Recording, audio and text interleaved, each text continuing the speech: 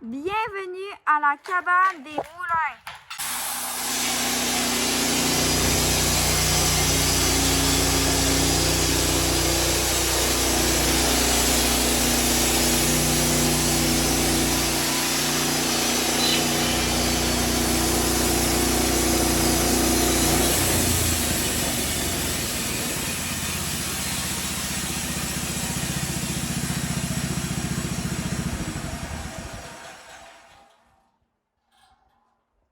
Bonjour, mon nom c'est Théo, produit forestier Grison.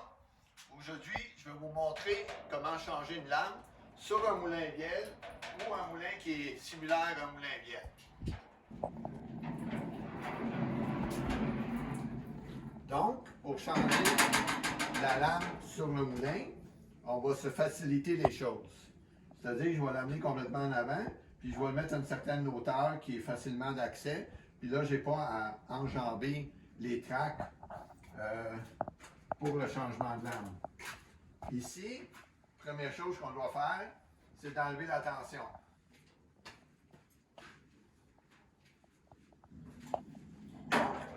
J'enlève ma tension pour aller chercher le lousse pour sortir la lame. Avec une paire de gants, je vais mettre du poids par en bas. Quand que je mets du poids par en bas, mon indicateur de tension il était à 0. Là, il vient de monter un petit peu. Donc, la première chose qu'on fait, on ouvre complètement le guide ajustable. On enlève la tension. Quand je suis à 0 sur le cadran, et j'enlève plus de tension sur ma main, vous avez sûrement vu l'indicateur qui a remonté à 300. On retourne sur la manivelle. On met à 0 encore. Une dernière fois. Maintenant, j'ai assez de lousse pour sortir ma lame. Bon, une fois qu'on a assez de lousse pour la tension de la lame, on sait qu'on est capable de la sortir. On ouvre les trois portes. Puis là, je vais être en mesure de remettre à 0 en devenant j'en ai encore. Dernier petit coup. OK, on va sortir la lame.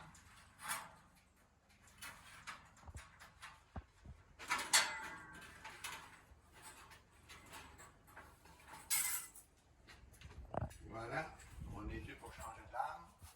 On va la plier, celle-là va aller se faire aiguiser.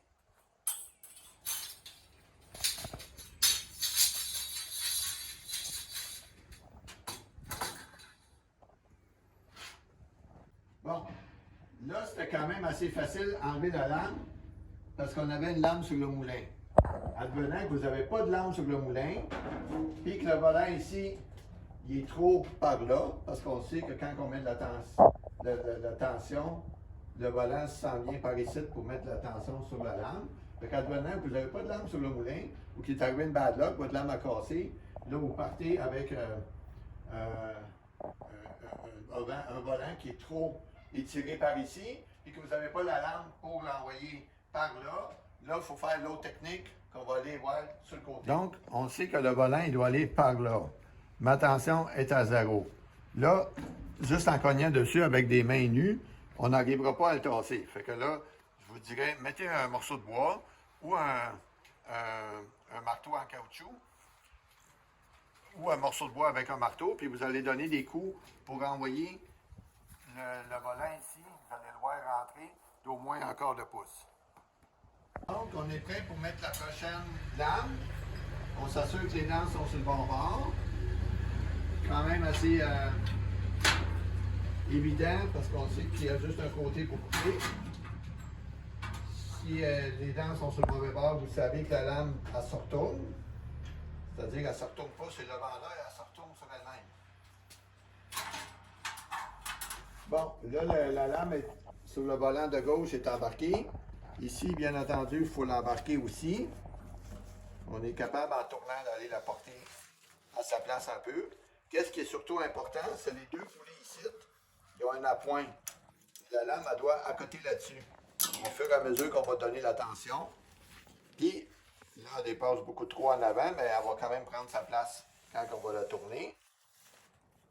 Puis en arrière, on s'assure qu'elle ne dépasse pas ou que ne dépasse pas plus que l'épaisseur d'un 30 sous. Mais l'important, c'est vraiment l'appui ici, puis ça va l'aider à prendre sa place quand on va commencer à donner de la tension de façon graduelle. Donc, la tension sur le tensionneur hydraulique est encore à 0.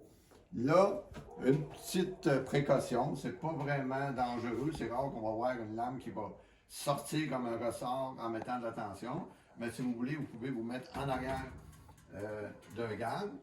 Je tourne la lame tout en montant ma tension de façon graduelle. Puis là, vous allez voir, les deux poulies commencent à tourner.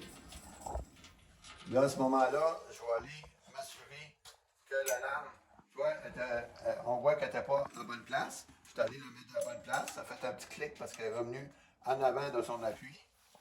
Je continue à mettre de la tension. Pour votre information, je suis rendu à 500. Je continue. J'arrive à 1000. Rendu à ce stade-là, j'ai dépassé le 1000, j'arrive à 1500. Là, il n'y a plus vraiment grand danger que la lame elle débarque. Là, je vais toujours m'assurer qu'elle est encore à la bonne place. Là, je peux fermer mes capots. Puis je peux retourner la tension que j'ai besoin pour scier du bois. Là, l'erreur qu'il ne faut pas faire, c'est de remettre une lame, puis de fermer le hood, puis de monter la tension à 2500. Ça, c'est un des rares moulins sur le marché qui peut prendre 2500 de tension. Je pars à 0, je mets une lame neuve, je ferme les hoods, je mets la tension à 2500, puis je commence à scier. Sans m'assurer l'étape qu'on vient de faire, que la lame soit à la bonne place, qu'en arrière du volant, elle n'ait pas trop dépassé, ces deux côtés, puis que la lame ait une position qui pourrait faire qu'elle passe par-dessus le rouleau quand le moteur va commencer à tourner. Le fait de le faire graduel, on sait que ça n'arrivera pas. Je peux monter ma tension.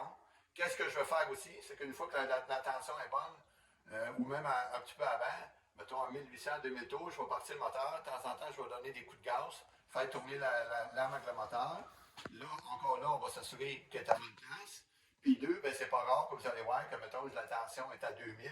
Si je donne un petit coup de gaz, ça fait une coupe de tours. Puis là, oups, la tension va baisser à 1800. Fait que je vais remettre la tension jusqu'à ce que la tension ne recule plus en faisant tourner la lame. Alors, voilà.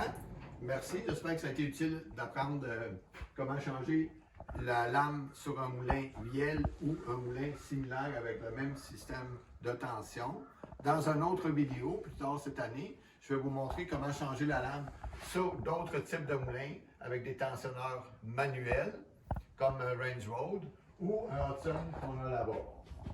Là-dessus, j'espère que vous allez liker la vidéo et la partager, puis vous abonner à la chaîne YouTube pour ne pas manquer la prochaine vidéo. Mon nom c'est Théo, puis je vous souhaite une bonne fin de journée. Okidou!